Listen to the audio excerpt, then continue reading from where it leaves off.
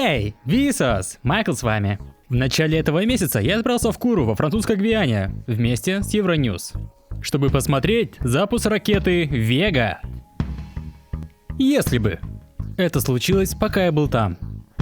Ожидая на наблюдательном пункте всего за несколько минут до запуска, старт был отложен из-за погодных условий. Хоть ученые использовали Comic Sans. Ракета не взлетела до следующего дня, после того, как мне нужно было вернуться в Лондон.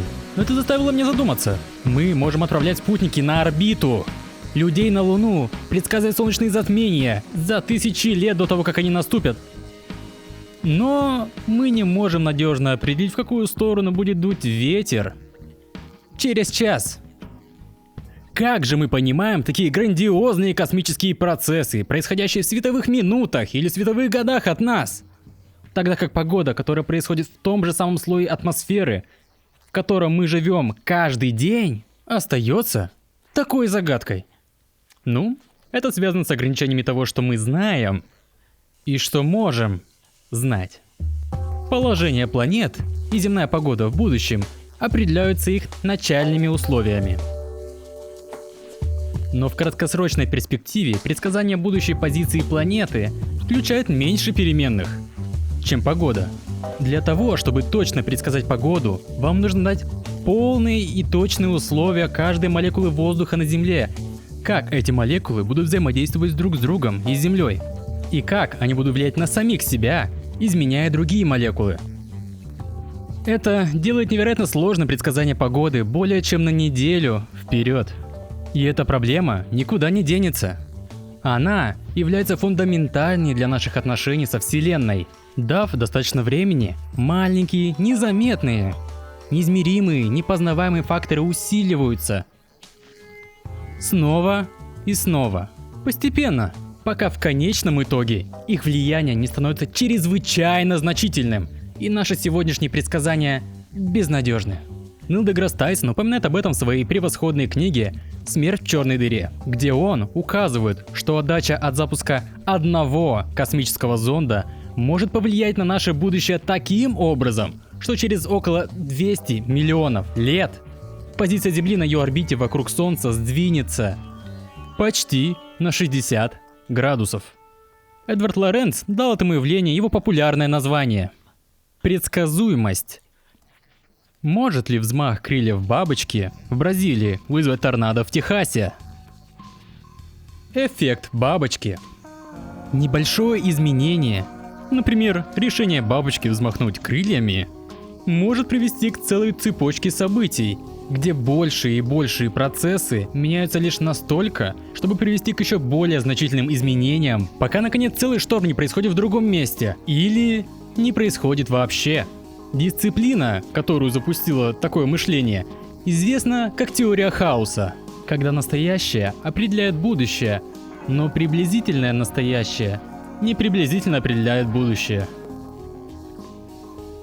Для нас Вселенная полна. Если. Но, учитывая все обстоятельства, мы довольно хорошо предсказываем будущее и готовимся к нему. Но некоторые вещи есть или были подготовлены для будущего, которое еще не наступило. Или никогда не наступит. И зная больше об этих вещах, мы получаем удивительную перспективу на пределы нашего знания. Говоря о пределах, давайте начнем с вашей жизни. Carpe Diem. Онлайн-инструмент, который, когда ему дают вашу дату рождения, использует последние данные о продолжительности жизни, чтобы дать вам сетку квадратов. Один квадрат представляет одну неделю. 7 дней. Светлые квадраты – это недели, которые вы уже прожили. Темные – те, что у вас остались. Отметьте сон, чтобы увидеть, сколько из ваших прошлых и будущих недель будет проведено во сне. Конечно, это всего лишь приблизительная оценка. Трудно знать, будет ли у вас больше или меньше недель впереди. Трудно знать, когда все закончится, а еще труднее это задокументировать. Если только вы не Рейнольдс Дакса, советник из Филиппин, который сделал эту фотографию своей семьи в Новый год. В ту самую секунду, когда он был убит. Фотография позже была использована для поимки убийцы. Мы не можем предсказать все. Но в случае ожидаемого катастрофического события, сильной погоды, надвигающейся ядерной атаки или астероид, как бы мы все узнали, что происходит? Ну, у многих стран есть системы, которые позволяют им связаться с как можно большим количеством людей как можно быстрее. В Соединенных Штатах есть система оповещения о чрезвычайных ситуациях. Когда она срабатывает, система прерывает все программы на радио и телевидении сообщениями, сгенерированными с помощью синтеза речи, автоматическими голосами. Предупреждающие тоны известны, поэтому немного страшно, что сегодня мы можем заглянуть и увидеть, как это выглядело бы и как звучало бы, если бы произошла катастрофа. В этом примере ядерная атака, угрожающая жизни по всей стране. Во-первых, вы, вероятно, услышите сирены. А затем, когда вы настроитесь, скажем, на ТВ, это то, что вы услышите и увидите.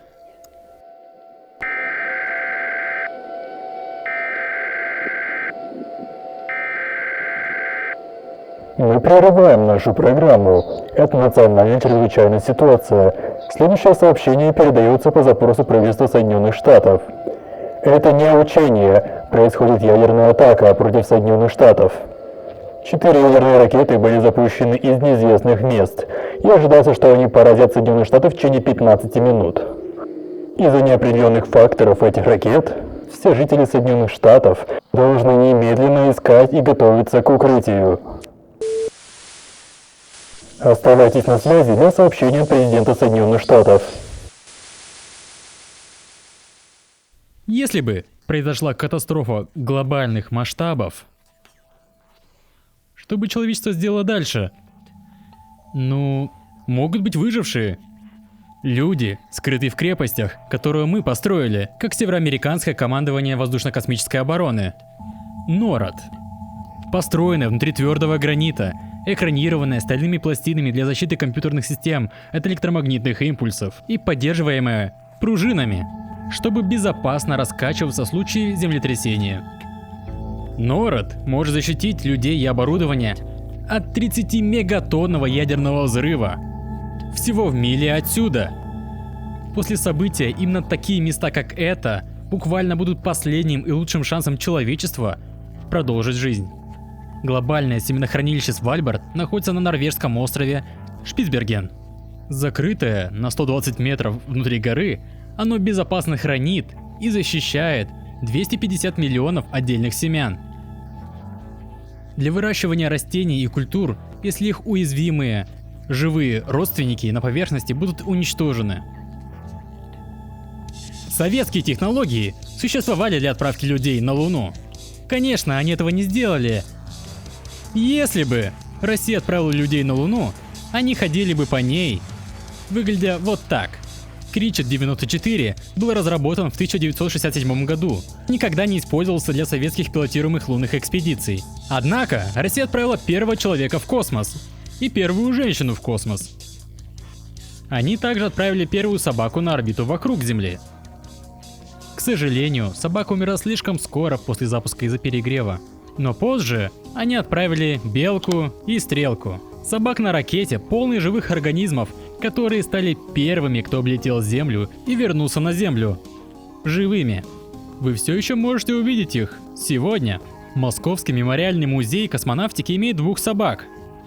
Сохраненных, набальзамированных и выставленных как физические реликвии землян, взрослеющих и покидающих свою планету.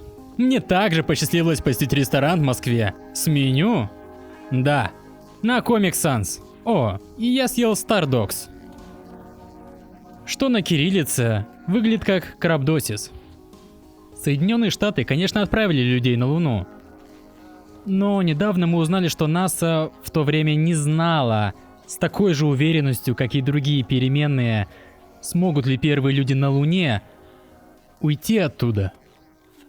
Всего за 2 дня до исторической высадки человечества на Луну Уильяма Сафайра попросили подготовить речь для президента Никсона, чтобы он прочитал ее по телевидению мира, если Базз Олдрин и Нил Армстронг застрянут на Луне.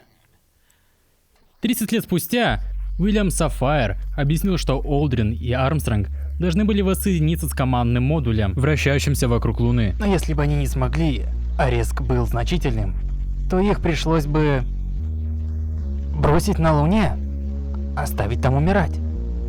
И Центр управления полетами должен был бы использовать этот эвфемизм, закрыть связь.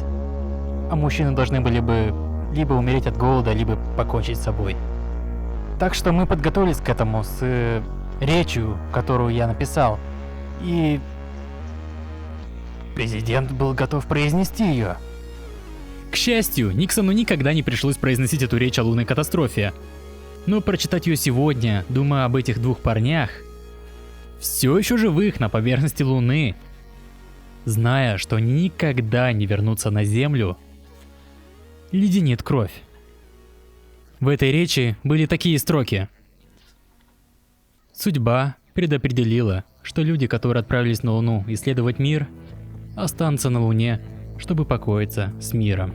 Эти храбрые люди, Нил Армстронг и Эдвин Олдрин, знают, что нет надежды на их спасение, но также знают, что есть надежда для человечества в их жертве.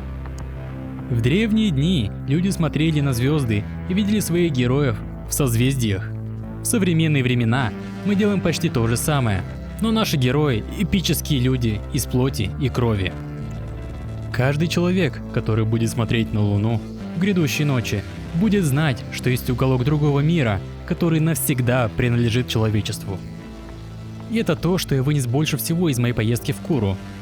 Космос – это не просто место для трюков невесомости или воображения научно-фантастических технологий.